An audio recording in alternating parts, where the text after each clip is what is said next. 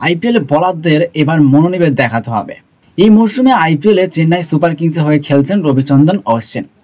তার মনে হচ্ছে এবার বলারদের মনোনিবেশ দেখাতে হবে। কেন এমন বললেন অশ্বিন? আসুন সেটাই জেনে নেওয়া যাক আজকের এই প্রতিবেদনে। সাদা বলের ক্রিকেট ধীরে ধীরে ব্যাটারদের দখলে চলে যাচ্ছে। বিশেষ করে টি-20 ক্রিকেটে ব্যাটাররা দাপট দেখাচ্ছেন। আইপিএলে বলারদের অবস্থা আরও খারাপ। প্রথম 5টি ম্যাচের মধ্যে মাত্র 2টি ম্যাচে 200 রানের কম হয়েছে। বাকি 3টে ম্যাচে দেখা গিয়েছে ব্যাটারদের লড়াই। এই মৌসুমে আইপিএলে চেন্নাই সুপার কিংসের হয়ে খেলছেন রবিচন্দ্রন অশ্বিন। তার মনে হচ্ছে এবার বলারদের মনোনিবেশ দেখাতে হবে। নিজের ইউটিউব চ্যানেলে একথা জানিয়েছেন অশ্বিন। তার মতে বলারদের জন্য পিচে কিছু থাকছে না, তার ফলে বাধ্য হয়ে উইকেট নেওয়া নয়, বরং বাঁচার চেষ্টা করছেন বলারেরা। অশ্বিন বলেন, সবাই বলছে বলাররা এখন বাঁচার চেষ্টা করছে, কিন্তু এখন বল করা প্রায় অসম্ভব হয়ে পড়েছে। কোনো কোনো মাঠে তো স্টাম্প লক্ষ্য করে বল করাই যায় না। পিচে পড়ে ব্যাটে খুব ভালোভাবে বল আসে, চোখ বন্ধ করে ব্যাটাররা মারতে পারে।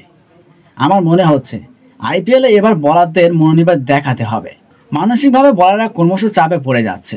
অশ্বিনের মনে হয়েছে এখনকার উইকেটে ফুল টস বল করা বেশি বুদ্ধিমানের কাজ। তিনি বলেন, আগের ম্যাচে যুজবেন্দ্র চাহাল ফুল টস করেছিল, কিন্তু সাই সুদর্শন সেগুলো মারতে পারছিলেন না। আমরা ছোটবেলায় শুনতাম ফুল টস মারার বল, কিন্তু ফুল টস এখন খারাপ বল নয়। পিচে পড়ে যে বল আসছে সেই বল মারা বেশি সহজ, সেই তুলনায় ফুল টস মারা কঠিন। অস্ট্রেলিয়ার বিরুদ্ধে বর্ডার গাভাস্কর ট্রফি চলাকালীন আন্তর্জাতিক ক্রিকেট থেকে অবসর ঘোষণা করেছেন অশ্বিন। তবে আইপিএলে খেলছেন তিনি। 2015 সালের পর আবার পুরনো দল চেন্নাই সুপার কিংসে ফিরেছেন তিনি। এবারের নিলামে 9,75,00,000 টাকায় তাকে কিনেছে মহেন্দ্র সিং ধোনির দল। এবারের আইপিএলে প্রথম ম্যাচে 4 ওভারে 31 রান দিয়েছেন অশ্বিন, নিয়েছেন 1টি উইকেট।